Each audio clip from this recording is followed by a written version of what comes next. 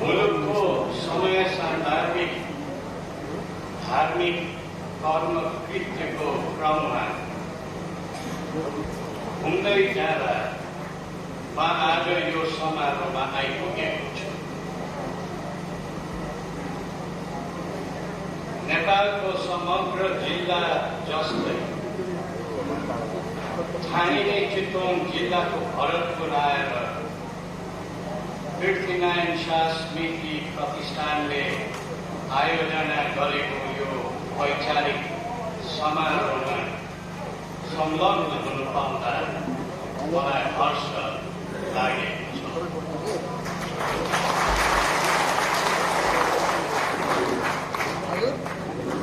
यो सिङ्गो सबल र सुन्दर नेपाल राष्ट्रको संरचना श्री 5 परमाराज अधिराज पृथ्वीनारायण शाहबाटै भएको हो। यो ऐतिहासिक यथार्थ कोही कसैबाट खण्डित हुन सक्दैन। उहाँको केही विशिष्ट राष्ट्रिय देनलाई दिलैदेखि ध्यान दिएर यस प्रतिष्ठानबाट भइआएको र हुँदै गएको राष्ट्रिय महत्त्वका वैचारिक, बौद्धिक र सामाजिक काम कारबाहीको लागि म धन्यवाद प्रकट गर्दछु। आज यो प्रतिष्ठानको आयोजनामा गरेको हाम्रो विद्यमान राष्ट्रिय सन्दर्भको विवेचनात्मक वैचारिक कार्यक्रममा गहन चिन्तन प्रस्तुत गर्नुहुने राजनीतिक, सामाजिक एवं प्राज्ञिक क्षेत्रका व्यक्तित्वहरू प्रति पनि म सम्मान भाव व्यक्त गर्दछु। राष्ट्रियता, राष्ट्रिय सरोकार र राष्ट्रिय विषय वास्तविकताका बारे हामी सबैको उच्च दायित्व हुन्छ र हुनु पनि पर्दछ। त्यसो भएन भने विशाल भावनाद्वारा बनेको यो सिङ्गो राष्ट्रको अस्तित्व बिच्किन सक्दछ र हाम्रो भावी सन्ततिले हामीलाई तिरस्कार गर्ने छन्। यही भावना अनुरूप 7 वर्ष अघि मैले प्रशस्त मार्ग चित्र दिएको पनि हुँ।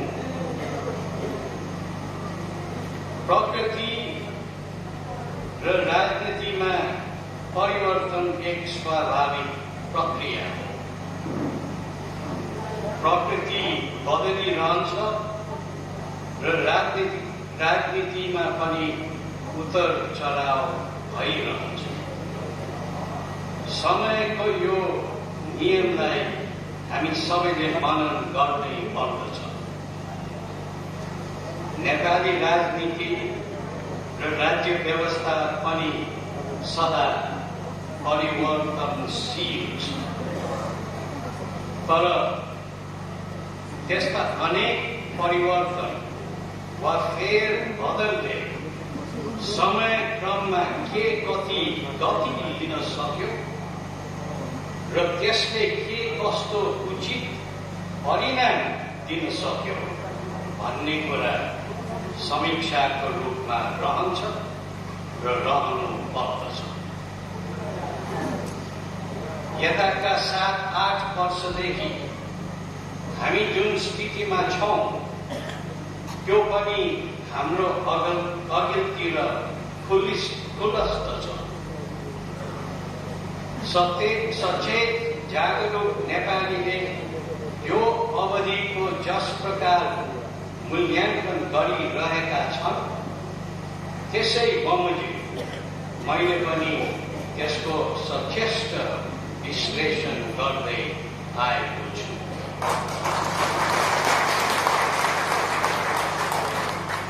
कतै जाँदा, हेर्दा, बुझ्दा र जनताद्वारा अभिव्यक्त धारणा सुन्दा मलाई विद्यमान अवस्थाप्रति निरन्तर जिज्ञासा रहनु स्वाभाविक पनि हो। राष्ट्रको स्वाभिमान, स्वतन्त्रता, सम्मान र समुत्थानका निम्ति मैले त्यसो उत्सुकता राखिदिए हुन्थ्यो भन्ने जनभावना मैले पाएको छु। नेपालको राष्ट्रियताको रक्षा हाम्रो अहम सवाल हो। हाम्रा पुर्खाले गौरव गरेर जोडेको र जोगाएर राष्ट्रको स्वतन्त्र अस्तित्वलाई हामीले कि मार्ग पनि धरापमा पार्नु हुँदैन। हामीले आफ्नो बाटो आफै तय गर्नुपर्दछ। हाम्रो आफ्नो विधि विधान, व्यवस्था र बन्दोबस्त हाम्रो आफ्नै ब्रह्मद्वारा बनाउनु पर्छ। कतिपय नेपाली जनताले अहिलेको यसमा पनि कता कता तीतो अनुभव गरेको कुरा मैले बुझेको छु। त्यसो भयो भने विश्वका केही भूखण्डमा भई आए जस्तो आफ्नो मौलिक तथा ऐतिहासिक गौरव गाथामा नै आँच आउने हो कि भन्ने पनि सचेत स्वाभिमानी नेपालीहरूको आशंका पाइन्छ। हो, अहिले हाम्रो मुलुक जनताले चुनेका र जिम्मेवार राजनीतिक दलहरूले तोकेका प्रतिनिधिहरू मार्फत नयाँ संविधान तयार गर्ने प्रयासमा लागेको छ। संविधान सभा जस्तो गरिमामय निकाय राष्ट्रको मूल कानून निर्माण गर्ने अभियानमा संलग्न देखिन्छ। तर त्यस्तो महत्त्वपूर्ण विषयको निरूपण गर्दा केही को मात्र भइकम रहनुहुन्न भन्ने अन्तर्ध्वनि पनि मैले सुनेको छु। सबैको विचार, भावना, मान्यता र आस्थालाई समेट्ने र त्यो सर्वग्राह्य एवं सर्वस्वीकार्य होस् भन्ने कुरामा ख्याल राखिनुपर्छ भन्ने पनि जनआवाज सुनिन्छ। प्रजातान्त्रिक खुला समाजमा गरिने विधि, नीति र व्यवस्थाका यावत निर्णयहरू पारदर्शी तौरमै हुनुपर्दछ। यसमा कतै कसैप्रति उसै निषेध, विभेद र आक्षेपको दृष्टि राखिनु उचित। हाम्रो आगामी मार्गरेखा कोरिनु पर्दछ। अनि मात्र यो हाम्रो सिङ्गो नेपाल र राम्रो नेपालको स्वच्छ रूपमा झल्किन सक्छ। यही भावना झल्काउने र राष्ट्रको जीवन्त र गहनता राख्ने विषयमा मेरो सजग भूमिका होस् भन्ने कतिको भावना पनि मैले पाएको छु। कतै जाँदा, घुम्दा, धर्म, कर्म र सर सम्पर्क गर्दा सर्वसाधारण नेपालीहरूले अवस्थाबारे मसँग गम्भीर गुनासो गर्ने गर्दछन्। उनीहरूको अर्को गुनासो भनेको नेपाल शब्दमा परिवर्तन आयो तर सारमा सुध्रिएन भन्ने नै मैले पाएको छु। बिउ जस्तो रोप्यो उस्तै फल पाउँछ भने जस्तो महँगी बढ्यो, संक्रमण काल लम्बियो, दण्डहीनताले सीमा नाग्यो, देश दिशाहीन भयो, सुख शान्ति र सुरक्षा भएन भन्ने धेरैको कथन पनि मैले सुनेको। अनि अब बन्ने संविधान कस्तो हुने हो, यसले हाम्रो जस्तो विविधता बोकेको देशमा कसरी एकता ल्याउने हो भन्ने गन्थन मन्थन पनि मैले कतिपयबाट सुने बुझेको छु।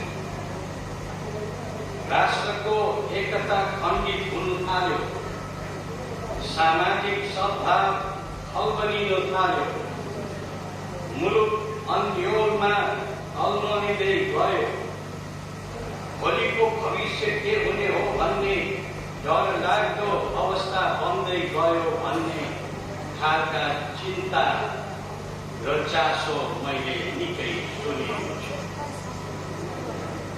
यसै गरी हाम्रो धर्म संस्कृति लोप हुन थाल्यो, हाम्रा रीति पद्धति र हाम्रा परम्परामा आँच आउनु थाल्यो, विकृति विसङ्गति बढ्यो भन्ने खालका व्यथा वेदना पनि हाम्रा विविध जात जाति, भाषा भाषी, वेशभूषा र व्यक्ति विशेषमा रहेको मैले पाएको छु।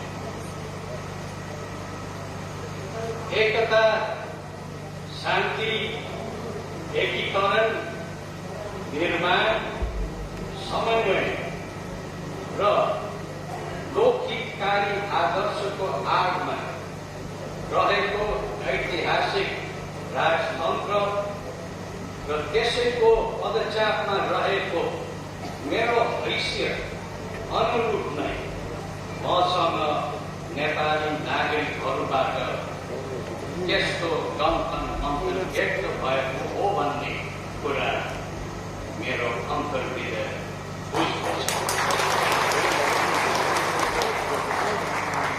त्यसैले म चाहन्छु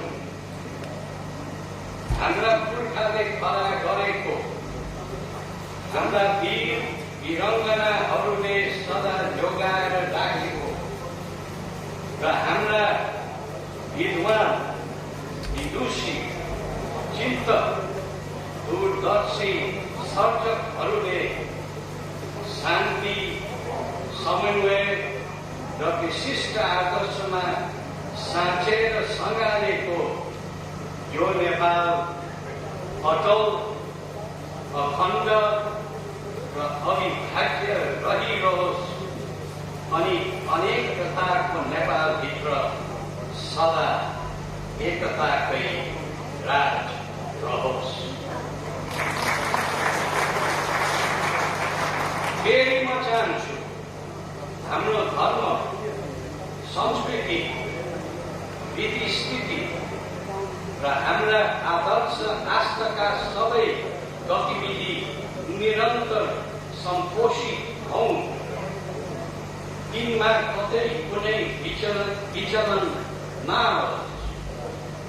हिमाल, पहाड र तराई मिलेर अनेक रौनक बोकेर र अनेक परिभाषी सांस्कृतिक आदर्शलाई अँगालेर परस्परको साझा नेपालीपनमा रहेको नेपालभित्र जस्तो कुनै अर्को अन्यथा दुष्ट र नचलोस्। अझै म चाहन्छु नेपालको नयाँ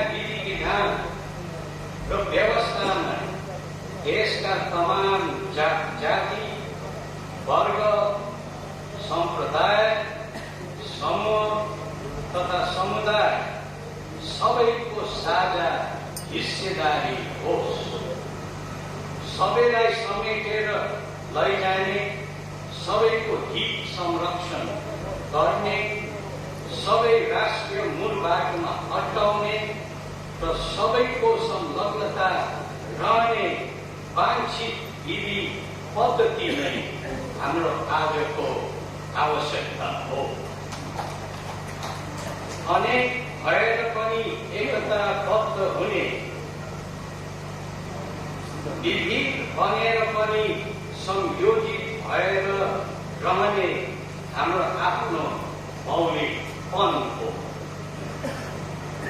अरू कसैको सिको गरेर वा शाब्दिक बहकाउमा लागेर मात्र हाम्रो यथार्थ भूतलतलीय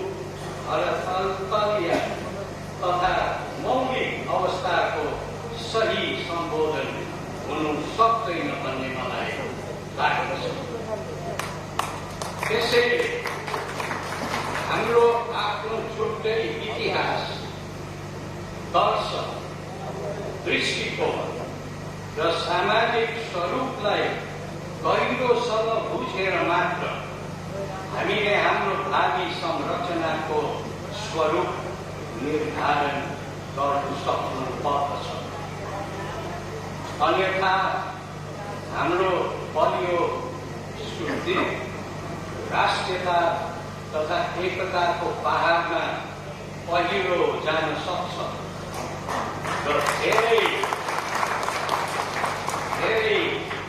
सुन्दर फुलहरू बुनिएर बनेको माला छिर्लिन सक्दछ। अन्तमा प्राकृतिक स्रोत, इतिहास, संस्कृति र सामाजिक सभ्यताका दृष्टिले हामी निकै सम्पन्न छौँ, तर अस्थिर व्यवस्था, निरन्तरको अव्यवस्था तथा राजनीतिक अस्तव्यस्तताका कारण हामी निकै कमजोर हुनु पुगेका छौँ। यस्तो विकार विकृतिसँगै हाम्रो अर्थनीति पनि निरन्तर खराबमा पर्दै गएको विद्यमान अनुभूति छ। हाम्रा लाखौं होनहार युवा जनशक्ति अहिले काम र दानका लागि विदेशीमा बाध्य छन्। त्यसैले आत्मनिर्भर अर्थतन्त्र, राष्ट्रिय स्रोत साधनको उचित परिचालन, उत्पादनमा वृद्धि,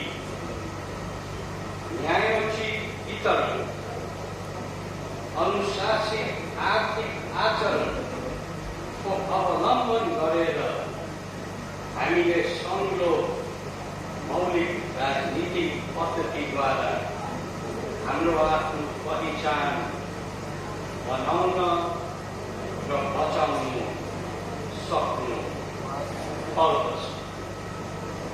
यसैमा नै नेपालको प्रगति एवं विकास